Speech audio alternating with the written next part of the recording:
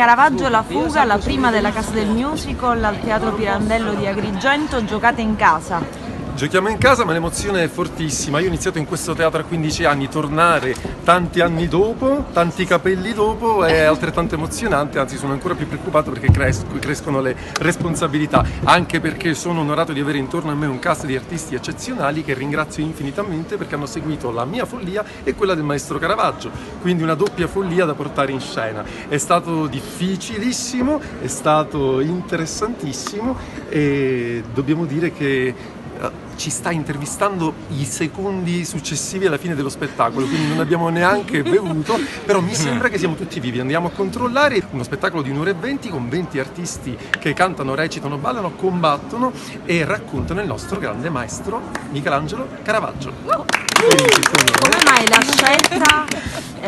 di questo musical di Caravaggio? Com'è nata l'idea? È nata perché 4 anni fa alla Fondazione Sant'Elia è stata realizzata una mostra che si chiamava Caravaggio Experience e mi hanno chiesto di realizzare un evento per poter in qualche modo condire la mostra stessa. Io lì ho dovuto studiare veramente il Caravaggio, me ne sono follemente innamorato e da lì l'idea di portare avanti uno spettacolo, un'opera teatrale da presentare successivamente nei teatri e oggi finalmente si corona questo piccolo grande sogno e siamo felici di questo debutto per poter poi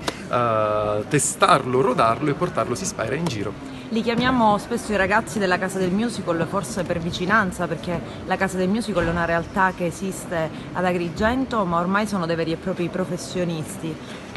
È una bellissima realtà che si è arricchita negli anni, abbiamo sempre la possibilità di collaborare con tantissimi ospiti e stiamo collaborando con l'Accademia Pass di Palermo e poi ci sono degli ospiti eccezionali che fanno parte di questo cast e che potrete venire a conoscere in teatro e che non fanno parte della Casa del Musical ma con cui abbiamo il piacere e l'onore di collaborare, quindi che dire, è uno scambio di artisti e dopo questa pandemia ci voleva questa grande riunione tra artisti diversi.